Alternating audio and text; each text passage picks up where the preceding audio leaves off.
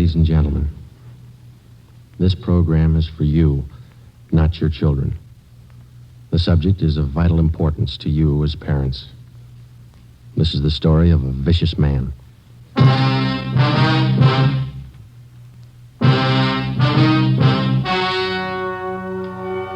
story you are about to hear is true.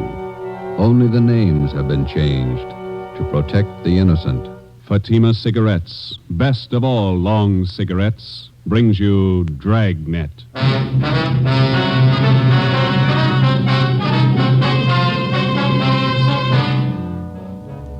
You're a detective sergeant. You're assigned to homicide detail. 2 small girls are reported missing.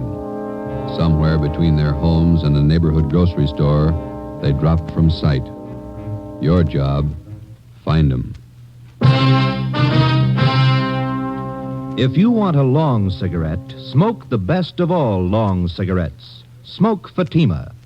Fatima is the long cigarette which contains the finest Turkish and domestic tobaccos superbly blended to make Fatima extra mild. And that's why Fatima has a much different, much better flavor and aroma than any other long cigarette. That's why Fatima has more than doubled its smokers coast to coast. So, if you want a long cigarette, smoke the best of all long cigarettes. Smoke Fatima. Dragnet, the documented drama of an actual crime. For the next 30 minutes, in cooperation with the Los Angeles Police Department, you will travel step by step on the side of the law through an actual case from official police files. From beginning to end, from crime to punishment, Dragnet is the story of your police force in action. It was Monday, October 27th. It was cloudy in Los Angeles. We were working the night watch out of homicide detail. My partner's Ben Romero. The boss is Thad Brown, chief of detectives. My name's Friday. We were on the way out from Central Division. It was 16 minutes past 8 p.m. when we got to South Peoria Street, number 267. Sure gloomy out. Yeah, it's sultry. Looks like we're in for some rain. Yes, sir? Police officers. Is Lieutenant Barker here? Yes, you want to come in? Thank you. This is Sergeant Romero. I'm Sergeant Friday, Central Homicide. How are you? My name's Claude Jimmerson. Lieutenant Barker's in here on the phone now. Hi, Captain. Yeah. I'll let you know. Yeah, Romero, Friday. How's it going, Lieutenant? Not good. You met Mr. Jimmerson? Oh, sure. Sit down, gentlemen. Would you like some coffee? I can have the wife make thanks. some. No, thank you. We didn't want to bother the girl's parents any more than we had to. Jimmerson here is one of the neighbors. He's been nice enough to let us use his phone. The kids disappeared about 4 this afternoon. Is that right? At 3:45. Got out a local broadcast on him. Here's a missing report. Thank you, Lieutenant. Thelma Griswold, age 11. Barbara Sperry, 7-year-old. You talked to both families. Yeah. About 3:30 this afternoon, Mrs. Griswold sent her daughter to the grocery store down on Sycamore Avenue. It's about 10 blocks from their home. The Sperry girl, a friend of hers, she went with her. Anybody at the store remember seeing him? According to the grocery clerk, they were there about 3:45. Mother gave the kids a note. They bought a loaf of white bread, a half pound of bacon, a dozen oranges. Yeah. That's right, Sergeant. I hope nothing's happened to the kids. We've been neighbors to the Griswolds for years. Sperry's, too. Did you notice if the little girls were going in the direction of their home? Yes, they were. The last time I saw them, they were about a block away, heading straight for home. Little Sperry girl had her dog with her. Champ, I think they call him. He's a collie. And he's missing, too. That's right, Joe. Not a trace of the kids or the dog. Juvenile officers from 77th Street have been checking the neighborhood for the past 3 hours. Are the girls in the habit of wandering off like that? Parents say no. It's the first time. Mm-hmm. Well, thanks very much, Mr. Jimmerson. Well, not at all, Sergeant. Sure you won't have a cup of coffee? No, thanks. We don't like to bother you, but we may have to check back with you later tonight. Routine questions. If I can help out in any way to find those girls, let me know. Yeah, we'll let you know, gentlemen. Thanks again. Nice fellow. Yeah, most of the neighbors we've talked to have been the same, anxious to help. Some of them are out with our juvenile officers now trying to dig up a lead on the kids. You checked the movie theater and the playgrounds in the neighborhood. Everything, Joe. Those some of your men from juvenile, Lieutenant? Yeah, looks like it. Yeah, Schwartz and Preston. Lieutenant? Yeah, Preston, what you got? Found the kid's dog, the collie. Where? Just above Sanchez Drive up in the hills. Hope it's no indication. How do you mean? Dog's dead. The collie dog was taken to a veterinarian on Jefferson Boulevard to be examined for cause of death. We put in a call to the office, and a special detail of men was assigned to aid in searching the area where the dog was discovered. We got out an all-points bulletin. The fathers of the missing girls and a dozen neighbors joined in the search. With the aid of flashlights, we started from the end of Sanchez Drive, and as best we could, we covered the ground for almost a full mile back into the Sunset Hills. 10:55 p.m. It started to thunder. The search went on. The hilly terrain and thick patches of scrub oak didn't make the job any easier. 11:15 p.m. Started to rain. Watch your step, Joe. The rocks are slippery. Yeah. I can't figure it. Not a sign. What do you think? I don't know. Wait a minute. Flash your light over here. No, here. See something? I thought I did. Yeah. Scrap of brown paper. Who's this coming? Sergeant, is that you? Oh, Jimmerson? Yeah. What's that you got? I found it right down there, just off the path. Paper sack. Look. Loaf of bread, a few oranges, a package of bacon. Where'd you find it? Right down there. Mr. Holmquist and me, we were heading back for the cars when I saw this bag lying to one side of the bush. We'll take it, Jimmerson. Thanks. Let's go, Ben. That means that Barbara and Thelma were up here today. You haven't mentioned that to either one of the girls' fathers. No, I haven't. Good. They're having a hard enough time as it is. Friday, Ben, see him for a minute? Yeah. Excuse us, Mr. Jimmerson. Certainly. Yeah? Schwartz and I checked with the vet who examined the dog. What'd he say? Says the dog was beaten to death. We made another attempt to continue the search of the Sunset Hills area for the two missing girls, but the heavy rain and the darkness made the job impossible. The rain had also destroyed the physical evidence at the spot where we had found the grocery bag. We went back to Jimmerson's house and called the office again. Another detail of men was assigned to be on hand to help in the search when it resumed at daylight. Chief of Detectives Thad Brown and Captain Harry Elliott of Homicide were notified of late developments.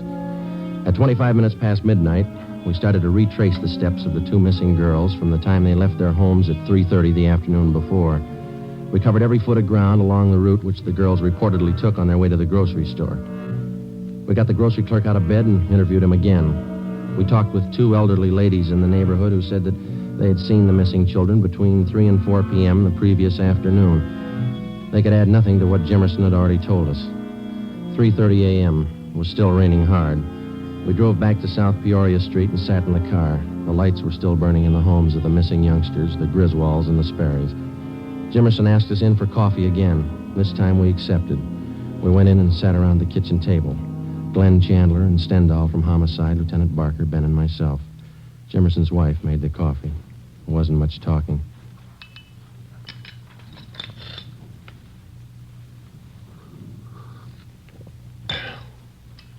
You want more coffee? Oh, yeah. Thank you, Miss Jimmerson. Thank you. You want some more? No, thanks. It's fine. You want some more coffee? You got enough there? Sure, Lieutenant. Plenty. Go ahead. Thanks. Fill the sugar bowl, will you, Amy? Empty. There isn't any more. You never do things right. I told you to get some at the store today. You told me? Yeah, that's all right, Jimmerson. Never use it anyway. Thanks. Never do anything right. All right, Amy, go to bed. She's a little upset. Not feeling too well. Well, I guess we better be going, Jimmerson. Thanks. No, that's all right, Sergeant. She didn't mean you. It's this whole thing, I guess, got everybody on edge. There's still a chance they may be all right. How do we explain the bag of groceries we found back in the hills and the dog? If anybody's hurt those kids, we'll take care of him right here in this neighborhood. He'll get what's coming to him. Somebody at your back door. Oh, yes, I'll be. Sergeant Friday here? Yes, he's here. Come on in. Sergeant. Hi, Tom. Hi. What do you got? Mr. Griswold, Joe. Says he'd like to have you come over and talk to him. Figures it'll make his wife feel better, all broken up. Sure. Come on, Ben. We'll be over at the Griswolds, Lieutenant. All right. Thank you for the coffee, Jimmerson. Not at all. If you get a chance, tell Griswold how sorry everybody is. We'll help all we can. Sure.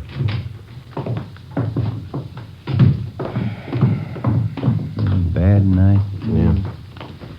Did you check by the Sperry's house, Tom? Mm-hmm. Mother's trying to get a little sleep.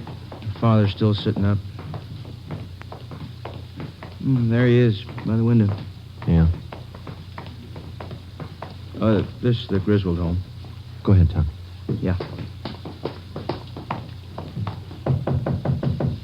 They're going to ask questions. What are we going to tell them? I don't know. They could be all right. Kids do funny things sometimes. Maybe, but they don't murder their pet dog.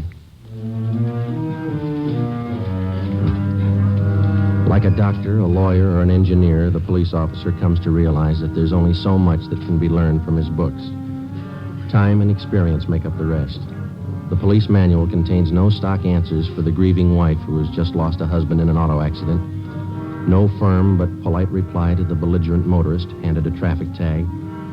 No words of reassurance for distraught parents of missing girls, ages 11 and 7. Whether it's trapping criminals or comforting parents, you find the right answer the hard way.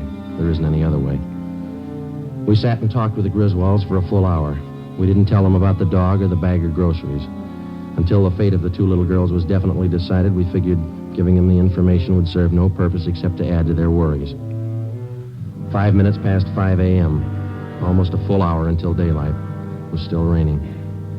George, maybe the officers would like some breakfast before they leave. No, thank you kindly, Miss Griswold. We had some sandwiches about an hour ago.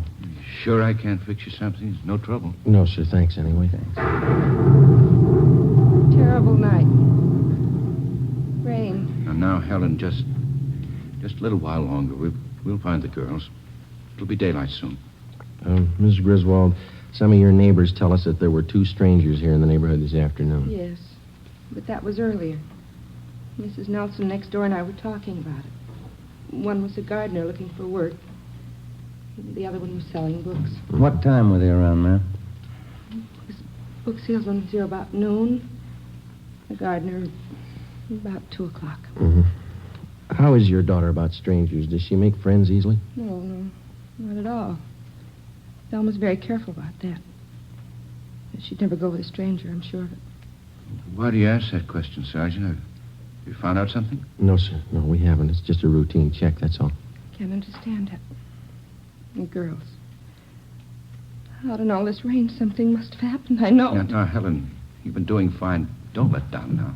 Joe, Chief Brown's car just pulled up outside. Thanks, Tom. Ben? Yeah. Thank you very much, Mr. Griswold, Ms. Griswold. Well, thank you, gentlemen. Here, let me show you the door. We'll meet at the end of Sanchez Drive, Mr. Griswold, about 6 a.m. It should be light enough by then. Oh, all right. Oh, Sergeant, there is a chance, isn't there? The girls are all right. There's a good chance. You try not to worry. Come on, Ben. Press me.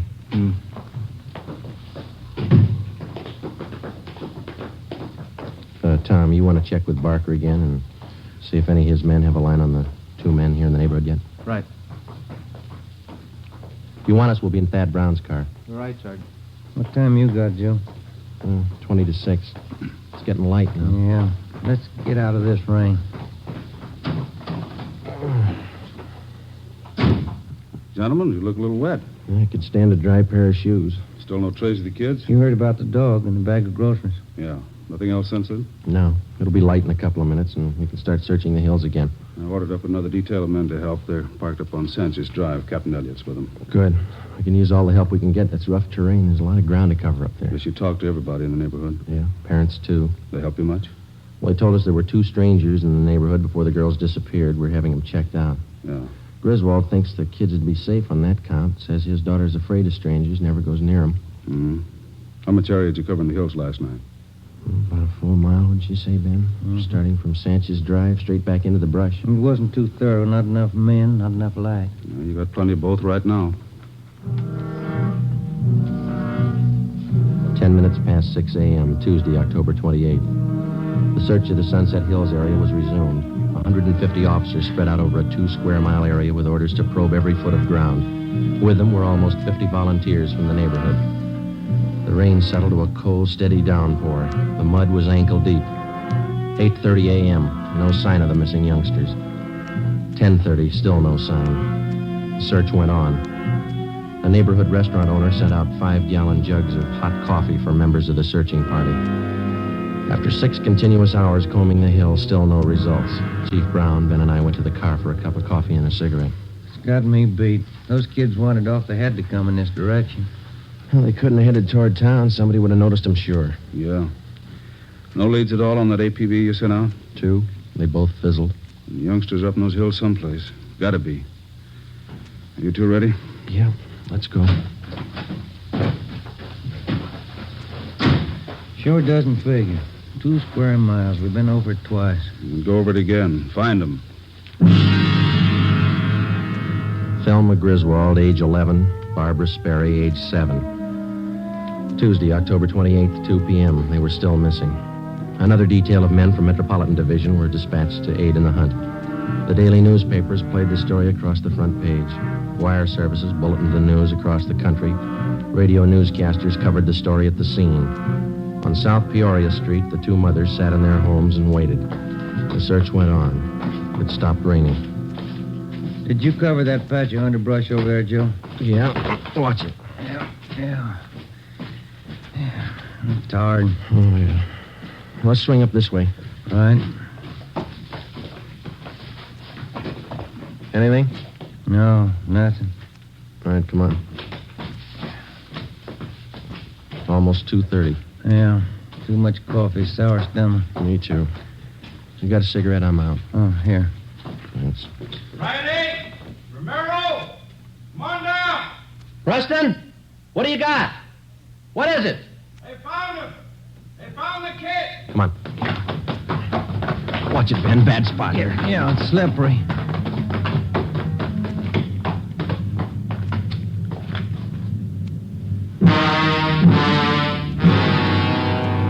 Thelma Griswold had brown hair and brown eyes, about 4 feet 6 inches tall.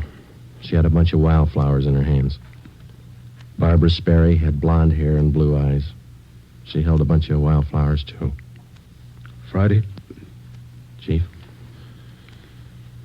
Who found them? Jimmerson, some of the neighbors. Oh. Dear God. Preston. Yes, sir? Get something and cover him up. Yes, sir. Come on. Yeah. I've been a cop 32 years and never seen anything like that. I hope I never do again. Must have been a maniac. Had to be. The law is kind, depraved. Anybody call the crime lab? Yeah, the area's been cleared. Family's been notified? Not yet. I'll have to tell them. Do you want to come along? No, that wouldn't be any good. 2 lives. What can you say? Whoever did it ran up a big bill. They're going to pay it.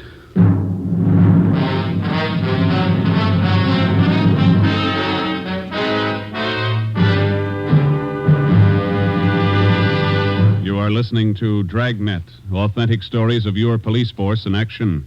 Now listen to these authentic reports about Fatima cigarettes. Sales reports show that Fatima has more than doubled its smokers from coast to coast. Smokers' reports give the actual reason for this astonishing gain. Hear what Mr. W.B. Williams of New York has to say about Fatima.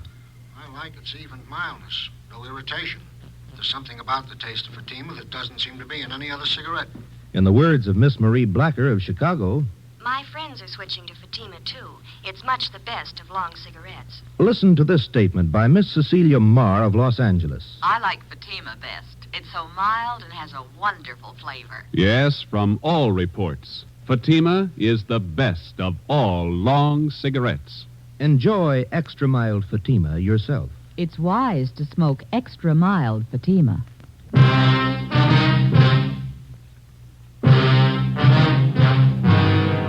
5 minutes after the bodies were discovered, the hunt for the psychopathic killer was underway. Lee Jones and his crew from the crime lab arrived and took pictures of everything that could possibly have a bearing on the crime. Physical evidence was hard to find. The heavy rain had destroyed any possible chance there might have been of finding footprints. When the crew from the crime lab was finished, the coroner arrived and took the bodies to the county morgue for autopsy. An immediate roundup of all known sexual psychopaths in the area was ordered. They were taken into homicide for questioning. So were the people from the South Peoria Street neighborhood whom we had talked with previously. The questioning went on all through the night. Together with a half a dozen officers from homicide detail, we narrowed down the field. Wednesday, October 29th, 7 a.m., we checked in with Chief of Detectives Thad Brown. Gentlemen, you must be tired. Got a few hours sleep last night. Could use a few more. Sorry, we have to keep moving on this. Did you see the papers this morning? Yeah, they're like everybody else, crying too late. Someday people are going to learn you don't fool with these degenerates. You take precautions or you get the consequences. There's no in between. There's usual talk going around town. It's supposed to be all our fault, letting the psychos run loose. No, we don't make the laws, we enforce them. Till we get something to work with, laws with teeth in them, these atrocities are going to go on. Nobody seems to care. We pick them up, they serve a few days, pay a fine, and they waltz out of here. Nobody cares. Sure, pity them, don't cure them. Nature played a trick on them. Feel sorry for them until they kill a kid. It's not a firm law to cover them as they are. We have to wait till they murder somebody. We got a better law for mad dogs. We don't let them run loose till they bite somebody. Those two little girls ought to prove something. How are the parents making out? What you might expect. Shocked, hysterics. Excuse me. Brown speaking. Who? Send him in. Chandler, they finished questioning that bunch we brought in yesterday. Oh, Chief. Ben, Joe? How many possibles, Glenn? None. 4 we had left established airtight alibis. We checked their registrations, gave them their releases. Where does that leave us? We start from scratch. I don't think so, Chief. You got a hunch? A little better than that, Joe. I'm sold. What do you mean? You said the parents told you the little girls were afraid of strangers, wouldn't go near them. Yeah, that's right. We got the same reactions from some of the neighbors we talked to day before yesterday. Yeah? Now we find out that all the known psychos in the area are clear, perfect alibis. When you figure the killer couldn't have been a stranger to the little girls. That's right. There were only 2 strangers in the whole neighborhood the day the girls disappeared, the gardener and the salesman. And both of them have been checked and cleared. Mm-hmm. As far as we know, the little girls wouldn't have gone that far up in the hills alone of their own accord, and they wouldn't have gone with a stranger. They had to be lured there and by someone they knew. Any ideas? Could have been one of the neighbors. No, we checked every possible out there, Glenn. We questioned them 6 times. So have I. There's one that might fit. Who's that? Claude Jimmerson. Glenn Chandler had been a veteran homicide officer before Ben or I joined the department. He was tall, quiet, and reserved. He had a good reason for everything he did, for everything he thought. The 3 of us sat down and tried to put the pieces together. Number 1, Chandler uncovered a point that Ben and I had missed completely. Jimmerson and his wife were not close friends of either the Sperry family or the Griswolds. For a near stranger, he showed an extraordinary interest in the welfare of the children after they disappeared.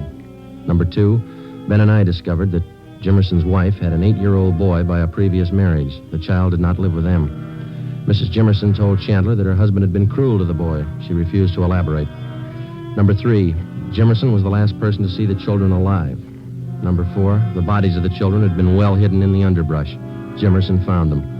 Number 5, Jimmerson had bent over backwards to make friends with the investigating officers right from the start. As any veteran officer can tell you, that's not the usual attitude. At 8:30 a.m., Chandler, Ben, and I left the office. We spent the day digging back 15 years into Jimmerson's life. We got back to the office just after midnight. Thursday, October 30th, 10 a.m. We checked in. Okay, Joe, all ready. Thanks. Come on, Ben. Yeah.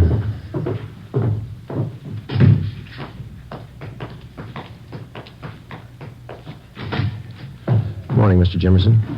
Oh. How are you, Sergeant? Glad to see you. Sit down. Sorry to bother you again. Not at all. Glad to help. Anything new turn up? Did you kill those 2 little girls? That's a funny thing to ask. Of course not. You know that.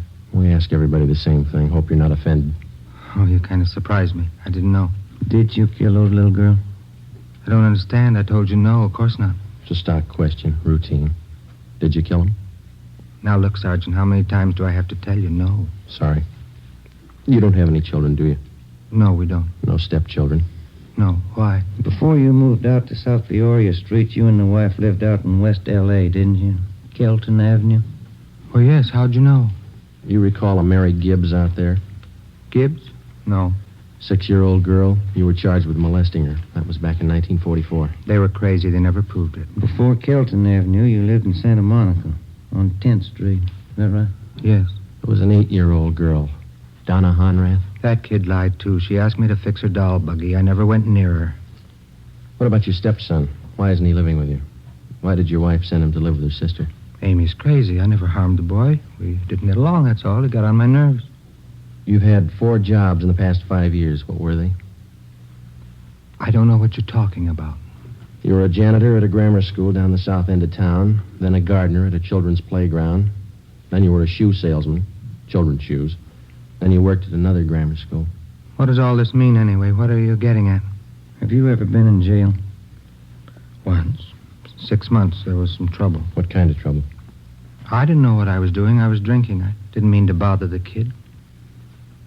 Well? That's all, Jimmerson. Routine questioning. You can go now. Oh, thanks. I hope you haven't got the wrong idea about me. I like children, that's all. Sure. Thanks for coming in. Well, not at all, Sergeant. thing I can do to help. Well, goodbye. Say, Jimmerson, I almost forgot. There is one thing. Oh? Since you're the one who found the little girls, we'll have to have you identify the bodies. It won't take long. Morgue's just across the street, up the block. Well, I'd like to help you, but I got an appointment. All you have to do is look at them. Won't take you long. Come on, let's go. I'd like to help, Sergeant, but I don't take these things well. I get sick. We'll make it fast. Out this way.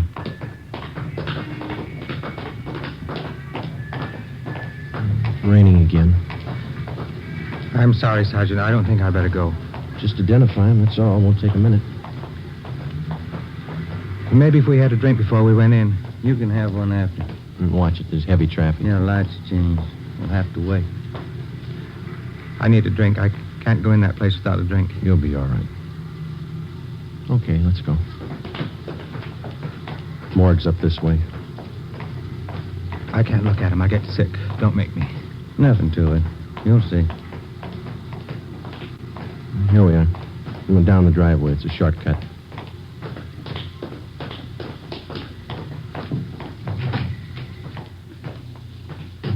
This way. Hi, Joe. Can I help you? Yeah, Archie. Those little girls. Thelma Griswold. Barbara Sperry. Oh, yeah. This way. Please. Right here, Joe. Yeah, Thelma Griswold. Uncover.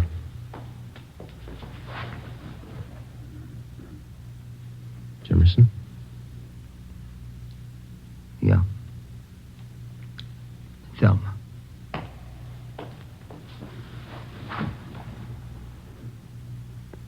This one? Barbara. Little one. You killed him, didn't you? The dog jumped at me. She started to yell.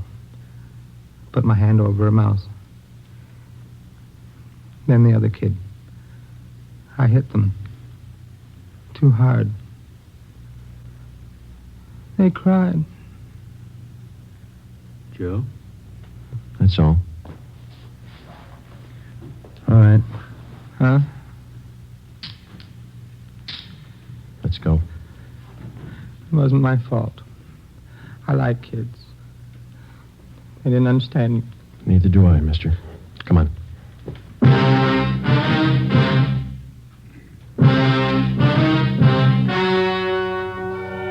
The story you have just heard was true.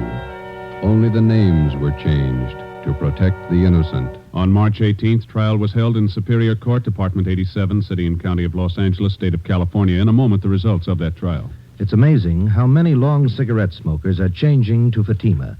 Here's the actual report. From coast to coast, Fatima has more than doubled its smokers. Yes, more and more smokers every day are discovering that Fatima is the best of all long cigarettes. Smokers find Fatima has a much different, much better flavor and aroma than any other long cigarette. They find that Fatima is extra mild because it's the long cigarette which contains the finest Turkish and domestic tobaccos superbly blended to make it extra mild. Enjoy extra mild Fatima yourself.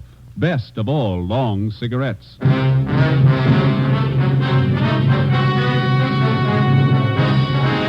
Claude Willis Jimmerson was tried and convicted of murder in the first degree. On April 23rd at 10 a.m., he was executed in the lethal gas chamber at the state penitentiary. You have just heard Dragnet, a series of authentic cases from official files. Technical advice for Dragnet comes from the Office of Chief of Police W.A. Wharton. You're tuned for the stars on NBC.